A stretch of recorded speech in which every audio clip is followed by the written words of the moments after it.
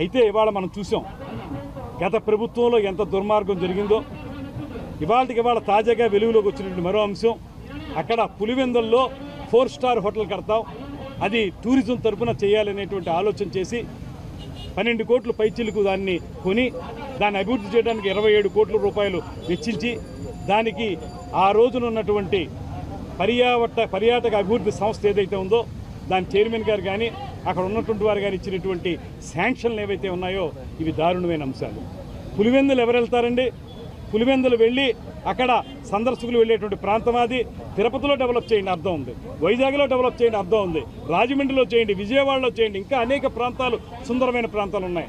అక్కడికి మనం 4 star facility తోటి సందర్శకులను ఆకర్షించడానికి పెట్టాలి. కానీ పులివెందులు లాంటి ప్రాంతంలో అక్కడ ఉన్నటువంటి తమ సొంత మనుషులకి పూర్తి స్థాయిలో లాభం చేకూర్చడానికి ఆనాటి ప్రభుత్వం చేసిన పని ఏంటంటే అక్కడ ఖాళీగా ఉన్నటువంటి ఒక స్థలాన్ని, ఖాళీగా ఉన్నటువంటి ఒక బిల్డింగ్ని 4 స్టార్ హోటల్గా రూపొందించడానికి, దాన్ని పర్యాటక అభివృద్ధి కేంద్రం తరఫున దాన్ని కేటాయించడం అనేటువంటిది తీవ్రంగా తప్పు పట్టాల్సినటువంటి అంశం. ఈ విషయంలో నేను చెప్తున్నాను, ఏదైతే పర్యాటక శాఖ ఉందో దాంట్లో కూడా ప్రక్షాళన చాలా అవసరం. గత ప్రభుత్వం ఆ రోజు ఉన్నటువంటి పద్ధతులు, ఆ రోజున వారు పెట్టుకున్నటువంటి ఉద్యోగస్తులు అనేక మంది చాలా రకాలుగా ప్రభుత్వంలో ఉన్నటువంటి పెద్దలకు ఉపయోగపడే విధంగా, వాళ్ళు లబ్ధి పొందే విధంగా అనేక అసందర్భపు ప్రాజెక్టులన్నీ కూడా చేపట్టారు. అందులో భాగమే పులివెందుల ప్రాజెక్టు. మేము ఒకటే మనవి చేస్తున్నాం ముఖ్యమంత్రి గారికి, ఉప ముఖ్యమంత్రి గారికి, మొత్తం మనం పర్యాటక శాఖను ప్రక్షాళన చేయాల్సిన అవసరం ఉంది. అనేక మంది దొంగలు ఉన్నారు అందులో. వాళ్ళందరూ గత ప్రభుత్వం తాలూకు మైండ్ సెట్తోనే నడుస్తున్నారు. వాళ్ళందరినీ ప్రక్షాళన చేసి సరికొత్త టీముతోటి ఆంధ్రప్రదేశ్ రాష్ట్ర పర్యాటక అభివృద్ధి జరగాలనే విషయంలో మేము కృతనిశ్చయంతో ఉన్నాం అన్నటువంటి మాట తెలియజేస్తున్నాను.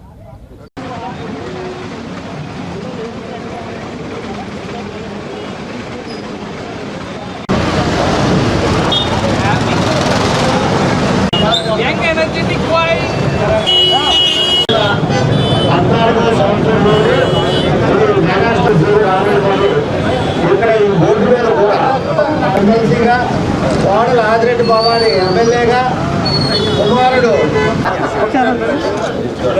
ఈయన మంత్రిగా రావడానికి తర్వాత ముందు అన్నింటికంటే ముఖ్యంగా ఈ వెంటనే ఎంత ఖర్చు మనం ఇద్దరు నెలకొల్పాలి అనేటువంటి మాటతోటి ఏ వంట సంస్థలు కూడా మిస్ అవ్వకుండా దుర్గేష్ గారు రావడం ఒక్క చక్కగా అందరూ నిన్న పొద్దున్న మర్చిపోయాడు. యాక్చువల్గా ఎన్టీ రామారావు బర్త్డే నా జీవితంలో మర్చిపోడు. నిన్న మార్నింగ్ ఎందుకో సడన్గా రాజు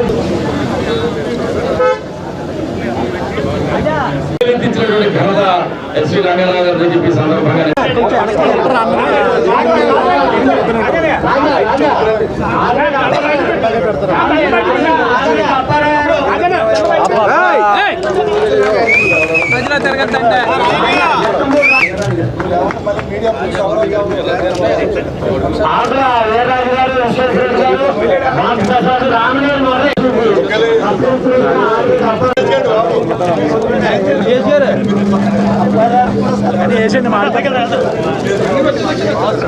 ముందుగా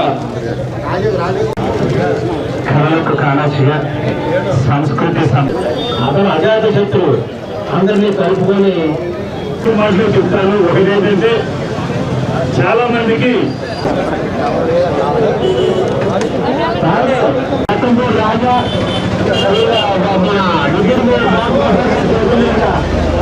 అందులో అలా నుంచి కాదు దాన్ని ఎవరైనా అదే చెప్తున్నా జరగాలని అలాగే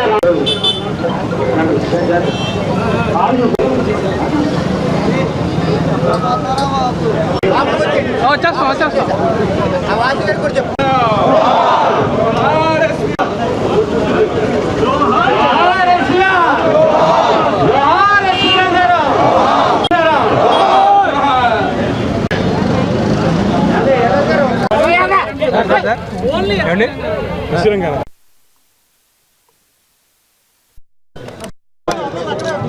ఓకే అండి. ఇంకొకరు